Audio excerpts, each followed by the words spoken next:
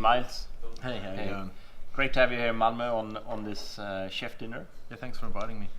It's been a few hectic days, but I really enjoy working with you. So to finish that off, I have some personal questions to you. Okay. What do you like my hairstyle? It's perfect. Yeah, lovely. Got a nice going to the left-hand side. It's Yeah. perfect. Yeah. Perfect. What do you think? Do you think you work too much, or do you work too much? Is the question. I think as a chef, Or do you tend to work too much? I think as a chef, you don't stop working. Like your brain is always concentrating on food, products. I don't think you ever leave it. It's more of a lifestyle passion. The physical working side, I think I don't think people work as much as they used to. There's a lot more lifestyle balance now, but yeah. I don't think you can switch off straight away. No, it takes some time. Yeah. Is creativity a curse for you? Do you feel that when you can't, if you one way or another blocked from doing what's in your mind, for example, do you feel, does it pains you? Do you stay up all night thinking, or? I think is when you see new products or you see something, it's the same as like the first question in a way will be the same answer, is that you can't really shut off. Like when you're curious about stuff and you think about stuff, you've got some chefs that it's a job for them, and you've got other chefs that it's a lifestyle for them. If you're one of these people that's a lifestyle, you don't shut off. It's just, you see something and your brain starts thinking. So it's something you have to incorporate into your lifestyle. I don't think it's a curse. I think it's something that brings you pleasure. Yeah. But it could be a thin red line there where it's actually don't. Yeah, for people that are surrounded by you, like partners or people that see the downside of things, it does alienate you from other people, because other people just work 9 to 5 and they cancel it. Yeah, and because what I've seen for a lot of my colleagues, they've been doing all kind of drugs and alcohol and whatever tools to go up or down, or just be able to bear the workload, and they use. So for them, there must be some kind. I don't know if it's the creativity that is occurs, or just the work pressure, or. I think if you're like working like long hours, you definitely have to concentrate on your mind and building up a strong character. And if you've worked in the old style of working in hard kitchens, they do break you, but they do actually build you up as well. So you do go through that process of having the worst night of your life, but after that nothing's going to be that bad anymore, and you can start thinking clearly. But then there's no need to go down that thing. It's just teaching people the right tools for the right job, and how to deal with the pressure, and how to come up with solutions and stuff like this. Were your first couple of chefs firm to you? Like firm in a negative way, or firm in a firm? Well, yeah, I liked the firmness. Like I started off as a dishwasher, so before I could actually go to cook school, I was washing dishes and working in restaurants that way, just to get in the contact with the food and try and slide in the door.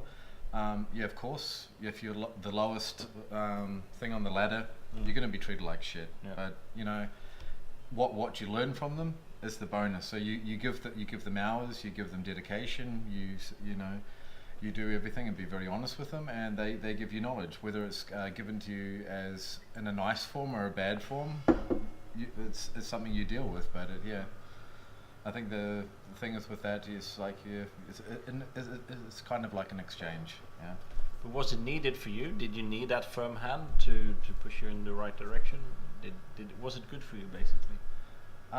Apparently it is, because you're sitting here today. So it's one way or another. For me, I wouldn't change anything. No. Like I'm grateful for the time that people put into me, and I think if someone is abrupt or angry at you, it's also a sign of a passion, or like if they didn't care about you, they just wouldn't talk to you. No. So they are investing something into you, but what form that comes into, sometimes it can be a way to the extreme, which has to be cut out. But in some ways, it builds you up to being the character who you're going to be. True. What's in your DNA? How did Miles become Miles? Could be anything from jumping with a kangaroo when you were a kid and back in New Zealand to you have kangaroos in New Zealand? We've got wallabies down the south one. They release some down there. Yeah. No, it's like I've always been cooking. Like just like on the size of me. Like I like eating. Yeah. And yeah, my family's always cooking. My dad cooks a lot. But are you from like a restaurant family or? No. My dad works on the wharf. I used to work on the wharf, and my mum worked as a secretary and stuff. But like growing up in New Zealand, we had to do preserves and stuff. I didn't have ketchup until I was really quite old. My mum still even today makes her own tomato sauce. But was that because New Zealand was isolated, or because you don't get it shipped in, or? Well, you've got the products there to use. So instead of wasting something, it's like how can we use stuff like just like the pineapple guavas, the feijoas that grow in New Zealand in every back garden. Yeah, my dad makes cakes out of them, makes jams, makes chutneys. They multiple use it because it's instead of throwing it in the bin, you've got food there. Yeah, that's cool. Yeah. What would you do if you wasn't a chef? Probably get into a lot of trouble. Yeah. Well, it's good. It's a good outlet. You got good friends, which I think is one of the only businesses that you can actually become. Your workmates can become actually family. Yeah. And because you spend more time with them. Yeah, you spend time with them. There's that trust factor of someone that always got your back and stuff like this.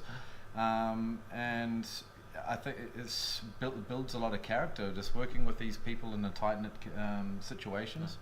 But what would I be? I couldn't really honestly. No, I could not honestly answer Postman, maybe. Something. Yeah. So you did go to catering school. How long was it? That was in New Zealand. You have to pay for yourself, and we did. That was only 1 year. So I was working as a chef beforehand, like as a commie, and then was passed the application process and got in because they only took 30 people a year, and of that town, not the whole New Zealand. No, just that one school takes 30 people, 2 groups of 15, and was lucky enough to get in. Yeah. Good.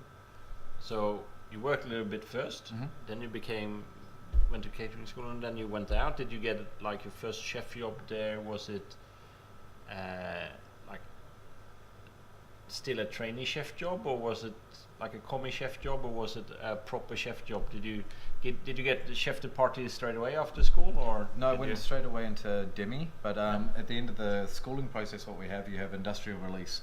You have to go work somewhere for 4 weeks for free. Okay. And I just wanted to escape New Zealand and see something, so I went straight away to Sydney and was lucky enough to get into there, and it was good training.